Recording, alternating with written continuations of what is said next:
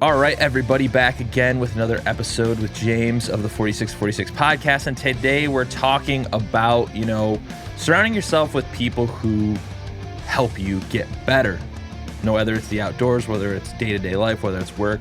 And, James, that's how James and I met, essentially. James works in audio, he works in film, and I have a background in audio, and I enjoy doing like the video stuff. And we both have podcasts, and I was on Instagram one day. I had posted, do you remember what it was, James? I think it was like a hiking video or something, or like... Yeah, it was just one of your, because you had like that TV show, but you were also like the intro of all of your podcast videos has like a real like television show vibe to it. And I remember that caught my eye. And then once it went into the footage, I could tell you had a microphone on, and I was like, oh, thank God this guy's not just, it's like camera audio. Like he actually is putting effort into the audio. So I had to send you a compliment, because it just makes videos, whether it's YouTube or television, like if the audio is crystal clear, it makes it just so much better, more watchable, more pro polished, all that jazz. So I just felt the need to compliment you on the extra work that I know you're putting in, because I know what goes into getting quality audio. That's what I do for a living. So yeah, kudos to you. Thank you. And it's really weird, because it's just like, from my perspective and from like growing up, my mom was always saying stuff like, just no matter what you're doing, do the best that you can. Like, so I was recording that with like, I literally have this, like, I don't need to pull it out, but it's like this shitty, cheap wireless mic set that I have. I bought it like for $100 off Amazon or something. It's like, now to me, it sounds like absolute garbage. Like I absolutely hate it, but it's like what I had to work with. And I just like did the best I could to make the audio good. And long story short, that's how we met. You left a comment on my Instagram, and now we're literally doing a show together like once a week. So I've come out and visited you. We've had some fun outdoors, and like, yep. It's crazy how that attitude is like not really existent a lot of the time, because it's always like competition. Like everybody's so concerned, from what I can see, and even interactions I've had online, is like people are so scared that you're gonna outdo them or be better or whatever, that they like don't even want to like interact with you. And I'm so the exact opposite. Like I would love to just like talk about the outdoors. That's why I started this. That's why you're doing what you're doing. And I think we both help each other with a lot of things, whether it's like just brainstorming ideas. And, that's the whole point of today's topic, is like surrounding yourself with people who are better than you, who you perceive to be better than you, or doing things that you like to do, but you think are doing a better job. And so like, that's how our relationship is. You easily could have been like, hey, this guy's audio is good. My audio is good. He's a direct threat to my podcast, which is like so stupid. So, I mean, how do you feel about that overall? Because that's like such a common thing. Yeah, I don't see that whole competition, kind of mentality amongst other people. I find if you find someone who's, what you would consider competition, I see that more as like, oh, cool, there's people doing the same thing I'm doing. So they're dealing with the same struggles. They're trying to figure out the same stuff. So to me, it's like, you're my tribe. Like we can learn from each other. I have things you could learn. You have things I could learn, and we both win. We both better ourselves. And yeah, I don't really get down with that. I think it's when you treat people like that more as a friend rather than a foe, I think that you end up succeeding more, and you find like, oh, I'll actually go further and do better, because it's just that kind of idea that we're going to both help each other out. And as for example, you come from, the hardcore metal band world. I come from the same world. So it's like, I remember thinking about other bands. It's like, yeah, there's certain bands that are like your competition to get on this tour or that tour. But like, if you become friends and you become friendly, and it's like suddenly you have an ally, and like, oh, guess what? This band's on this tour, and they mentioned you to this person, and that ended up getting you something else. Whereas if you just thought of them as just competition, stay away, that other thing would have never come. And it happens like that's that kind of idea. It's just, to me, it's better to take the friend approach. And, with podcasts, for example, it's like, nobody is competition for anyone with podcasts. You can listen to every single one whenever you want. So you are by no means competition to anyone. It's not like network television where it's like, Thursday at 8 o'clock, you're either watching this channel or that channel. It's like that whole world is not in existence anymore. So it's better to just be friends.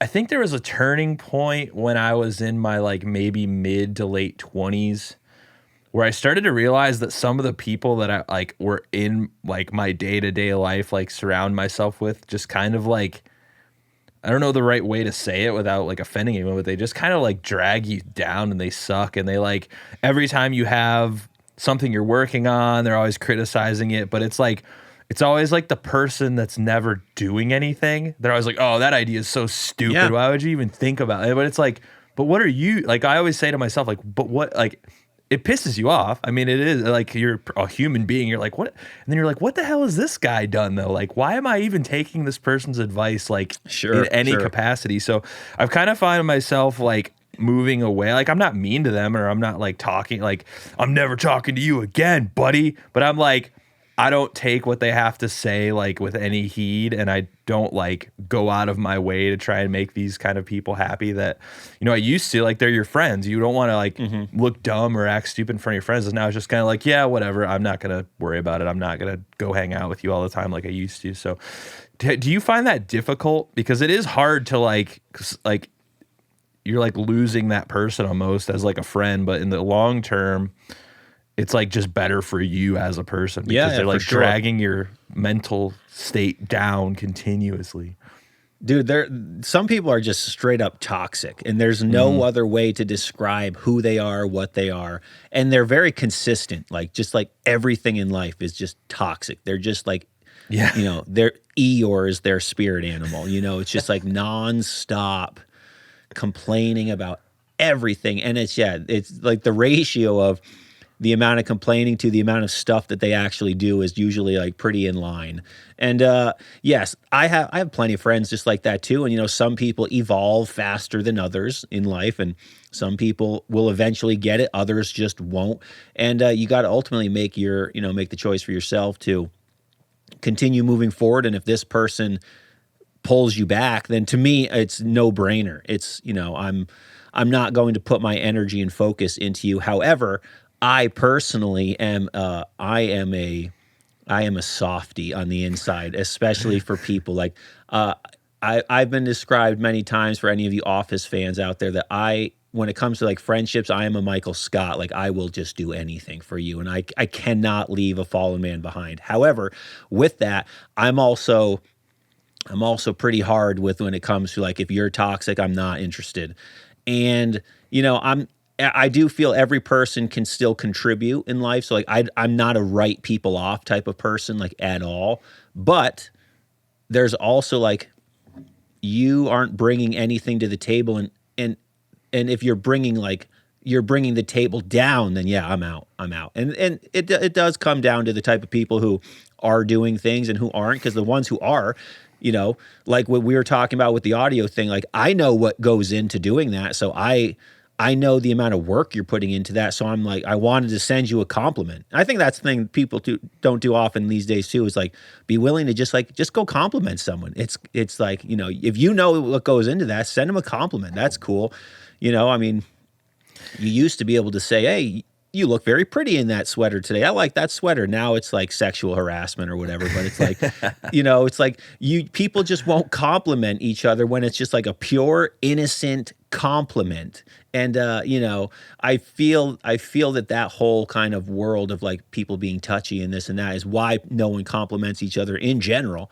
And it's unfortunate, but toxic people need not apply in my world. You know, enough real quick before I move on to another question, going with this and what you were just saying, I think it was literally yesterday I saw David Goggins posted just a little video, and it was about, he had some family, you know, coming to stay with him for a visit, whatever. He was out in the morning running, and as soon as he got back, he was just doing his thing. He's just doing what he's doing. He's going out for a run. As soon as he gets back, then the jokes come.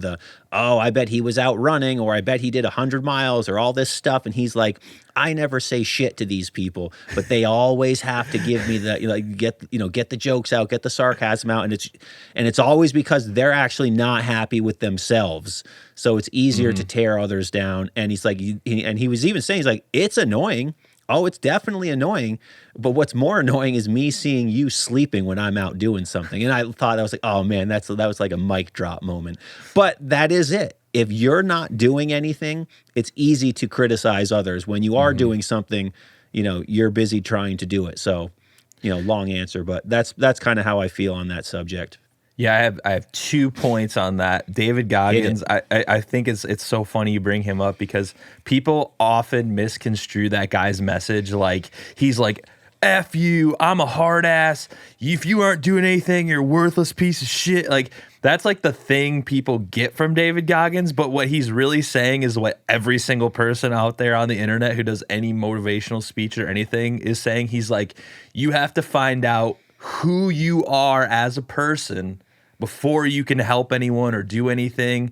And he's basically, I mean, if you go back to our last episode, like the same thing, we're just like all on that same page of like, it's all accountability for yourself and like learning who you are and not being afraid to just like go after things and doing hard stuff just because like you don't have to have a reason all the time. You don't have to like, why do you and I work out 5, 6, 4, whatever, how many days a week? No, like there's no prize. There's no like gold medal at the end of every day, like somebody like giving you a high five and clapping and like just saying you're the greatest thing on earth. Like that's not what it's there for. It's like, it's to find out what you're capable of as a human being and being, stronger and tougher to handle situations. Like life is full of shitty situations, and that's just one way to cope with them and deal with them. But I could talk about that all day, as you all know, and James especially.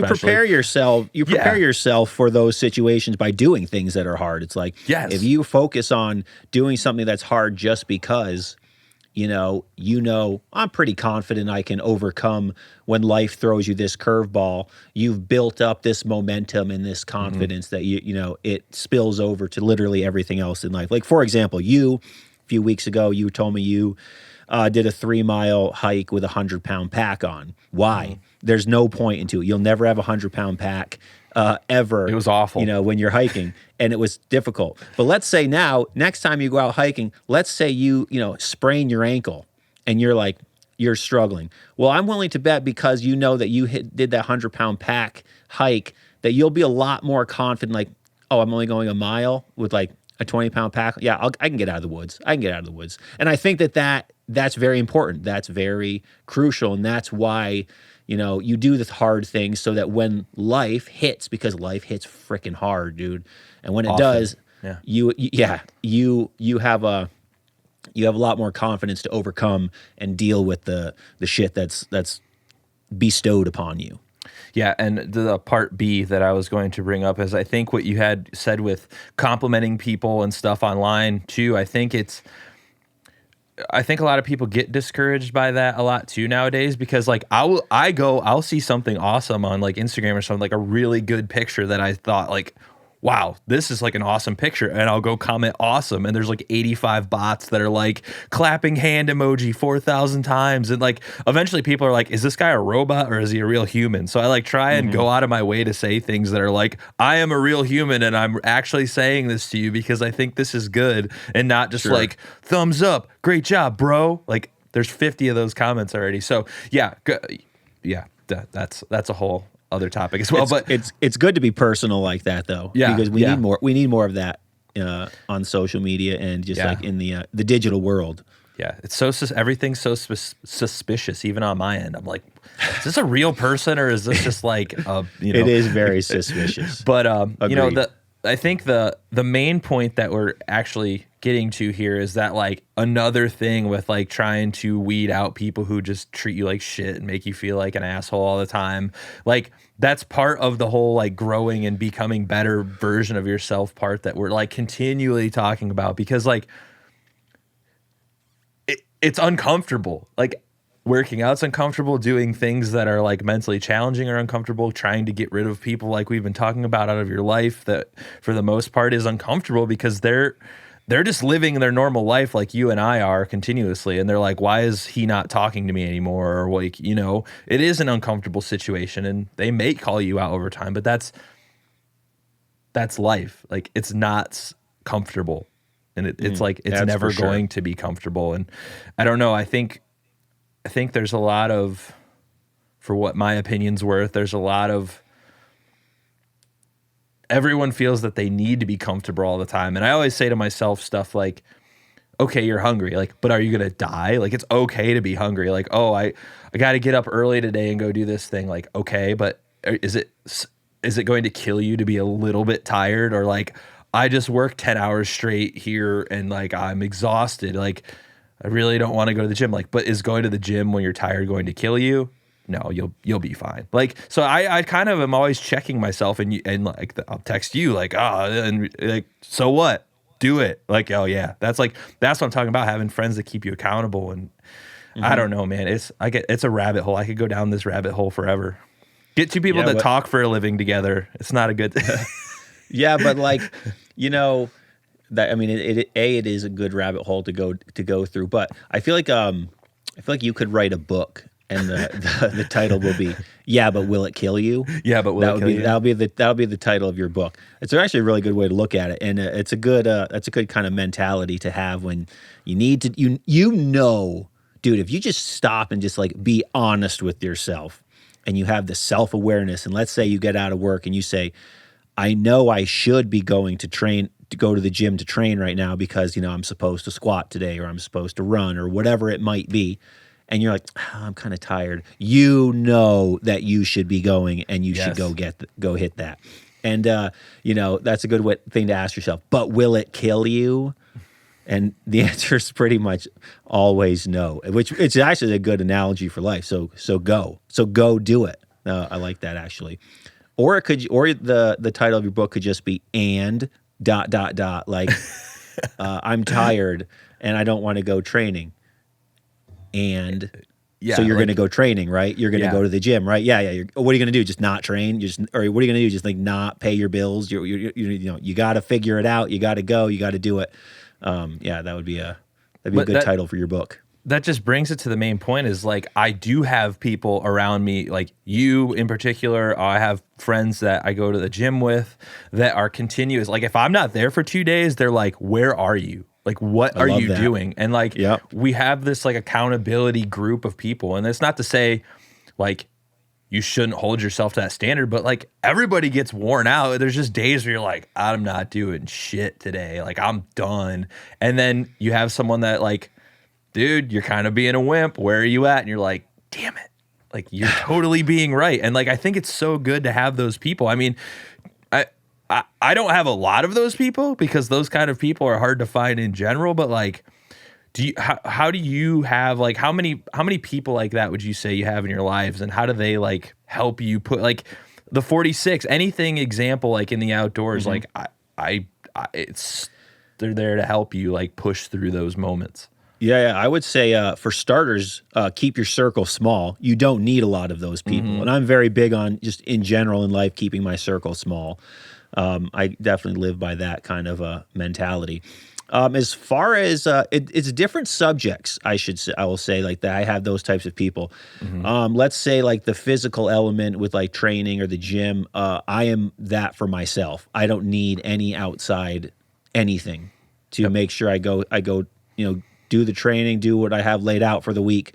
I'm very like in my own head about that. So I'm fortunate that and that took a long time to get to, but for that I am. Then it comes to like, if you have like diet things or let's say outside training and outdoors things, I have, different people for different categories, but I would say probably like one person kind of per category. Like you have like a mentor who's who's like your guy in this category that's like so much better than you are at it, and you're always asking questions and trying to grow and expand. And yeah, that's how it is for me. And it really is just like different subjects have a different person. But no matter what subject I'm doing, I'm like right from the get-go, I seek that out. I seek out someone who is more experienced, better, more successful, has so much wisdom, and wants to share it. And I also find that when you approach them with the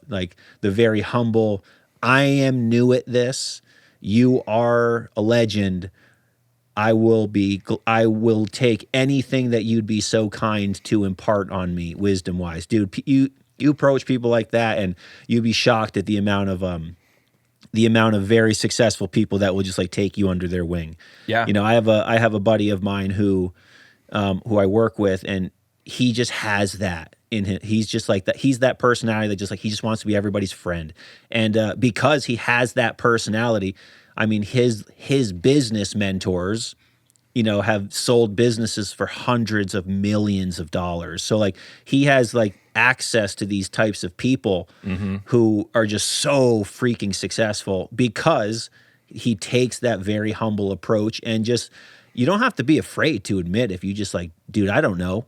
This is new to me and I'm excited about it. It's exciting and it's new and it's, you know, but I will say one thing about that though is put in the work yourself before you reach out to a mentor in that sense, because it's like, how many of those people do you see who, you know, on social media, they're like, oh, I'm doing this now. Oh, I'm going to do this. Oh, I'm going to do that. And it's like, you check in with them 6 months later. Yeah, they're not doing that anymore. Well, I wouldn't be interested in investing any of my time or wisdom on you because you haven't proven jack shit that you're interested in doing this. So I would say that with that, you know, do it yourself first. Prove to yourself that you are worthy of somebody who is successful and is better than you and does have what you have to make you worth their time. You have to earn that.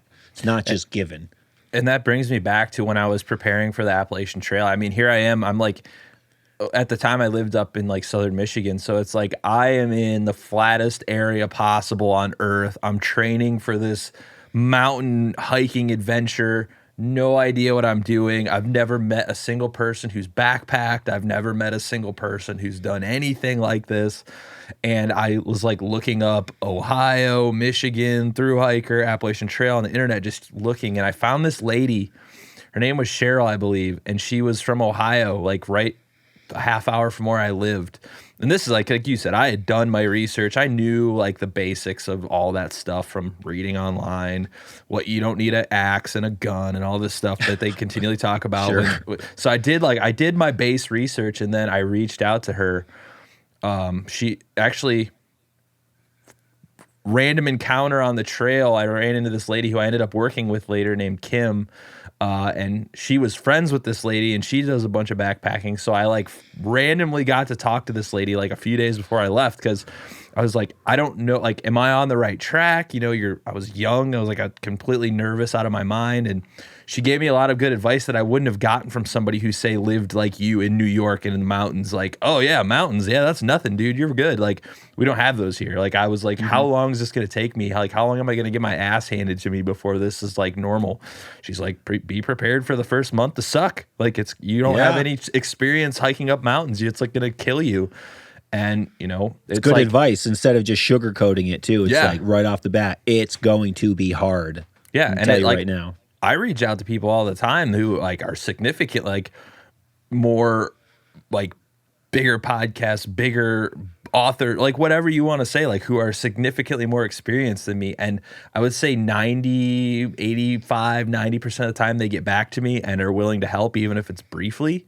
And that's what I mean. Like, don't be afraid to reach out to people who are significantly better than you. Because if you're making an effort to like be better, most people are going to see that and they're not going to write you off. And if they do, then probably not somebody you want helping you anyway. So it's like, it's a really good, and like people like you and me who are just people have such a huge access to like I could probably go on Instagram right now and reach out to Les Stroud if I wasn't such a chicken shit, you know, like just like, like there's like you have access to these people you never thought in a million years, like 20 years ago, you couldn't go on social media that didn't exist Yeah, and like sure. get a hold of It's true.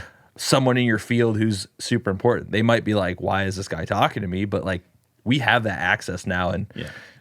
it, I mean, it's you could important. send a message to LeBron James if you want Yeah. to. He might respond. He might. But You like, never know. before like, the biggest celeb, you couldn't send Michael Jordan an email. He didn't play in this kind of time frame. It's like, but you actually legitimately can contact someone like LeBron James, and you might get a response. It is pretty wild in that regard. But yeah, you don't be afraid to reach out to people, but don't reach out to people right off the bat. Do your own research first before you reach out to someone, because you do need to earn their wisdom, but it is part of the process of trying to learn. But yeah, I just feel like people should put a little bit of effort in first, because there are some people who just like right off the bat they just want the answers, but it's like you got to earn those a little bit first. Well, that's like with my podcast. Like, I've been reaching out to a ton of authors, and like, I'm not talking to them until I've read their book, taken notes. Like, I don't even reach out until I've already done my homework. And then like, if they say no, worst case scenario, I just read another book. I read tons of books. It's no big deal. Sure. Best case scenario, I've like have their book written out, what I'm interested in talking about. And I can be like, not just an asshole wasting their time. Like, oh, you wrote this book. What's it about? Like, if I did that and I went on somebody's show and they didn't take like 5 minutes to research anything, you'd be like, why did you invite me here? Like, this is a waste of everyone's time. So, and as a listener, when you listen to podcasts where it's obvious the host doesn't know about this guest, doesn't know, like, as a listener, it's also hard to listen to, and it makes that podcast host lose a ton of credibility, and just like, I'm not a fan when you can tell that they're learning about everything about this person right now too without researching. So even as a listener of podcasts, that we want to see the host having done their homework, and hopefully on both of our shows, people see that a lot of homework goes into each episode. Way too much homework, but I mean, that's what it is. Like, I enjoy doing that research though, like just like kind of getting to know it, because I feel like that's going to allow me to get a perspective and ask questions that aren't the same 10 questions they're hearing. On chapter 6, you said you did this and that was really fun, huh? Like what's your thought on, like, after doing this huge whatever you did, like, what's your thought as like change your perspective on conservation or whatever, and like how has it changed you as a person? Not just like, remember that time you like talked about eating? Like, well, yeah, that's I wrote like the book. I know. You sound like the Chris Farley show on Saturday Night Live. His sketch, the Chris Farley show. Yeah, that's pretty much like what you're mocking right now, which is hilarious. Never seen it. Sorry, my bad. Chris, but, do you even know who Chris Farley is? I've never heard of the man. But no, I'm just kidding. But I joke all the time that I don't watch TV. I really don't. Like, which is amazing. A world of my own making, I guess. I look up to people that like I have on my podcast, and it's like, another point that goes along with what we've been talking about this whole time. And I know this is getting long, but whatever, it is what it is. But like, people with like, just because someone's not famous doesn't mean you can't look up to them. Like, I don't just reach out to people who I'm like, this is going to get me a shitload of views, man. Like, that's the last thing I think about. I really don't care about that. I'd rather have someone like, I had Wesley on from American Hiking Society. Like, he doesn't have a following on social media. Like, I think he's only on Instagram, and he doesn't ever post anything. But I was like, this dude's story is like epic as shit. Like, I want to talk to this guy because I look up to him. It doesn't mean I don't have to look up to someone just because they have 200,000 followers. Like, I could care less. Like, he's doing epic stuff, and maybe he doesn't care that people know about it, but I want to know about it, and I think that's really admirable. So, like, that's another thing too. It doesn't have to be like, it can be your next door neighbor who spends his time carving wood sculptures. Like, that's cool. I'd like to learn that. Like, I'm sure he's bored. Mm-hmm. He'd love to help you. So that's another thing. Like you same with your podcast. It's not always just like celebrities, in the Adirondacks. It's like normal people out there doing normal stuff. Like, I love that. Real things. I had a 13-year-old girl on the podcast who, did like a 33-mile day, 9 mountains, 10,000 feet of gain, youngest person to do it. absolutely incredible. Just a regular old person. Yeah, yeah. It's just about I mean, I always put in my show, it's the story is first. The story Yes. is all that matters. Yes. Who did the story? Irrelevant. Completely irrelevant to me. It's like I want the story to be the focus of everything that we're talking about. Yeah, absolutely. So I think that is a good place to end here. And, it's a little longer than, that's what happens when I talk to anybody. It's always longer than I want it to be. But, I think the main point is like, you just need to find those people who, like what you said, are your tribe. That's something we're always talking about too. Like, we'll talk about how we are marketing our podcasts or whatever. Like, you got to find your tribe of people who are like, just agree and are on like a similar, not necessarily agree, but like have a similar vibe to what you're trying to do. Like, you want to be Sure. surround yourself with those people's, not for views, not for this, like just to have people around you that like can add to your life and make it more successful to you, whatever that means. Whether your success is being a 46er or just getting in shape or being a better archer. If that's success to you, sweet. Those things are all admirable. It doesn't, not everything has to boil down to how many followers you have. That should be the least worry of your concern. I hate don't social care. media. James, you got any closing words for the great people of the world?